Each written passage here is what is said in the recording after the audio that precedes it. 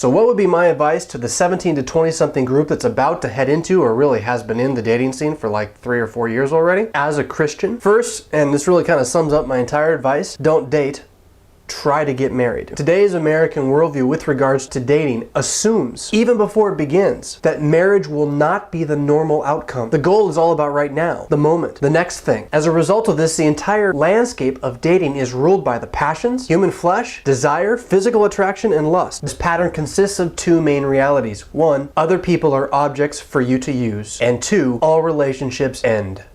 All of this is without even beginning to talk about the emotional side of things. What I can tell you is what we are teaching my 3 daughters about how our family will practice their marriage. What we are already and have been since their earliest age teaching them is that one day we are going to find a husband together. That is, one day there will be men who will find them interesting and want to marry them for the sake of having a family together. And then they and us together will get to know those men. This idea which we're teaching within our family is based on the theology of headship which is found in the scriptures, especially Ephesians chapter 5, but it's also just common sense. It is a lie of the world that marriage is defined as 2 people who love each other. That is not written anywhere in scripture, and it's really not based on any kind of common sense. Marriage is about 2 people in committed, permanent relationship in order that they might be of greater benefit to their communities and to each other, so that man does not have to be alone. This is not just about them too. This is about the whole and what they will bring to that whole as they increase the family. Now, so where does it change? For you, 17 to 20-year-olds, it starts by getting your rear to a good confessional Lutheran church where the pastor understands the difference between law and gospel and how it's applied. And don't just settle for showing up for the divine service. Get your rear into Bible study. Participate in the life. Learn what you believe and why you believe it. Make your sole priority number 1 the development of your worldview from your theological faith. Find the gospel and learn what it means. Live in the power of being forgiven. And don't let the world tell you how it is. Because the world, it don't know. It says it knows. I know, but it's lying through forked teeth. And so start right here with this question. How do I know if he is the one, and how far is too far physically?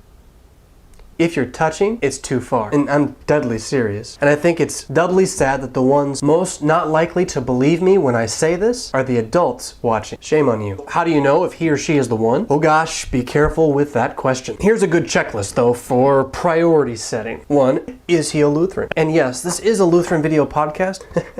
And I don't just mean, does he go to your Lutheran church? I mean, when you talk to him, does he believe and is he capable of confessing the 6 chief parts of your small catechism? Does he say that those are the most central truths in all the universe? If the answer is no, it's not that a marriage to him can't work. It could, but it's going to be a lot like running a race with 1 leg. Which is why if you start at the very beginning with this being priority number 1, you don't have to worry about it too much. It'll just be priority number 1. 2, if you have a healthy relationship with your father, and for you guys out there, really, if you have a healthy relationship with your mother, what does your father think of the guy? Conversely, if you have a terrible relationship with your father, does the guy remind you of your father? This is huge. At the same time, healthy, wise parents are absolutely your best asset when assessing whether or not a person is really a good match for you. Generally, they'll be able to see the situation more clearly than you, more objectively than you. Not always, but usually. And you can't see the situation clearly. You need to believe that. Trust your parents. And if your parents are absolutely untrustworthy, remember that you are now already attending a faithful Lutheran church, so spot out some family that's there every week, the ones who have a couple of young kids and look like they really care about what's going on, and get to know them. Ask if you can eat with them regularly, once a week or so, and begin to let their habits rub off on you. And then ask them what they think of this guy or that girl. How will you know if he's the one? That's it. I mean, I understand. It's important that you be able to be attracted to the person as well, but that one tends to take care of itself. It is important also that you're on a similar intellectual level, that your brains kind of work together, but those are the things you don't need to worry about. The things that don't come naturally are starting with a shared worldview